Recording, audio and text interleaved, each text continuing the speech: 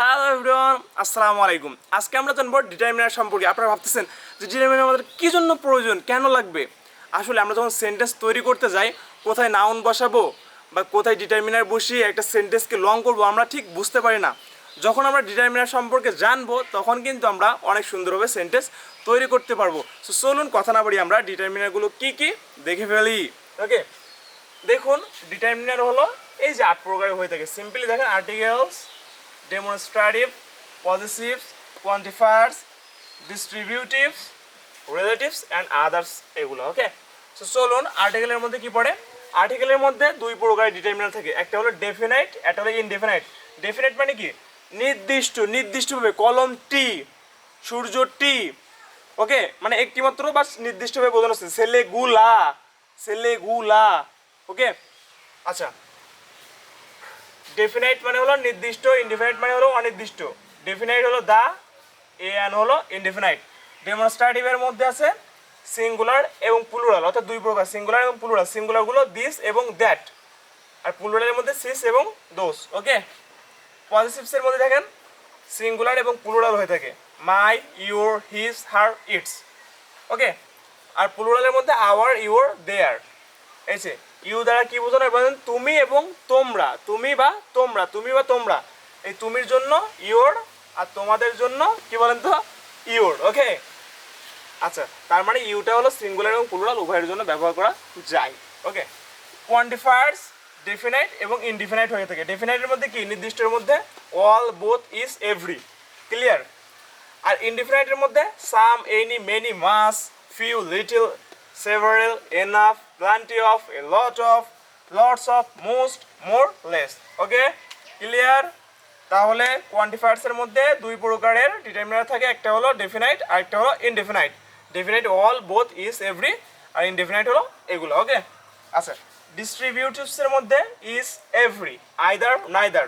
তাহলে ডিস্ট্রিবিউটিভসের মধ্যে কি কি আছে determiner, is, every, either, neither. এগুলো কিন্তু আপনাদের অবশ্যই খাতায় লিখে রাখতে হবে। আপনারা যদি খাতায় এগুলো লিখে না রাখেন, তাহলে কিন্তু সমস্যা। একটা জিনিস আমরা যখন খাতায় বারবার প্র্যাকটিস করি, সেটা কিন্তু আমাদের ব্রেনটে ঢুকে যায়।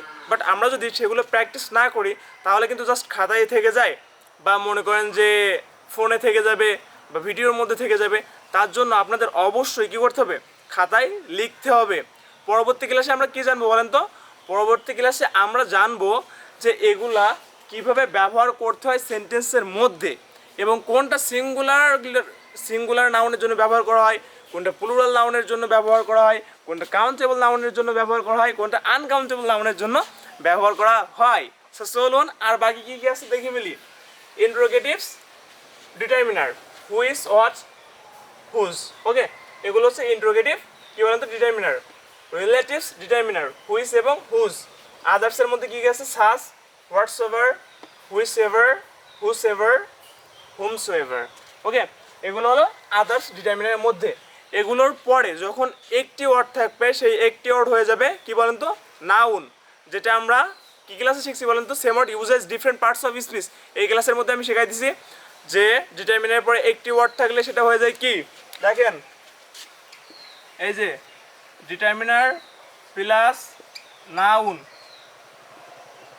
Determiner plus adjective plus noun,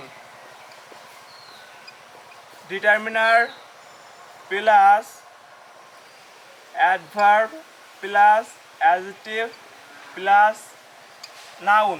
okay, ডিটারমিনারের পরে একটি ওয়ার্ড থাকলে সেটা হয়ে যাবে নাউন। ডিটারমিনারের পরে দুইটি ওয়ার্ড থাকলে প্রথমটি হয়ে যাবে অ্যাডজেক্টিভ, দ্বিতীয়টি হয়ে যাবে নাউন। ডিটারমিনারের পরে তিনটে ওয়ার্ড থাকলে প্রথমটি হয়ে যাবে অ্যাডজেক্টিভ, প্রথমটি হয়ে যাবে কি বলেন তো, অ্যাডভার্ব, দ্বিতীয়টি অ্যাডজেক্টিভ, তৃতীয়টি noun. I think clear. So এইভাবে কিন্তু আমরা ডিটারমিনার ইউজ করব। বাট এগুলোর পরে যে কাউন্টেবল কোনটা, আনকাউন্টেবল নাউন কোনটা, সেটা আমাদেরকে জানতে হবে। যেমন দেখেন এই যে মেনি এবং মাস কোথায়, মেনি এবং মাস কোথায়, এই যে মেনি এবং মাস। মেনি হলো কাউন্টেবল নাউনের জন্য, মাস হলো আনকাউন্টেবল নাউনের জন্য। যেমন many books, but many water হতে পারবে না কিন্তু, কারণ ওয়াটার কি, ওয়াটার হলো আনকাউন্টেবল নাউন, ওজন আছে। ম্যাটেরিয়াল নাউন কখনো কাউন্টেবল নাউনের মধ্যে হতে পারবে না, তার জন্য হবে মাস ওয়াটার। মাস হলো আনকাউন্টেবল ডিটারমিনার, আর মেনি হলো countable determiner. So much water, much money, many books, many trees. Many এর পরে সর্বদা কাউন্টেবল নাউন বসবে, মাসের পরে সর্বদা আনকাউন্টেবল নাউন বসবে। আশা করি বুঝতে পারছেন। Thanks for watching the video, subscribe my channel for more updates. আসসালামু আলাইকুম।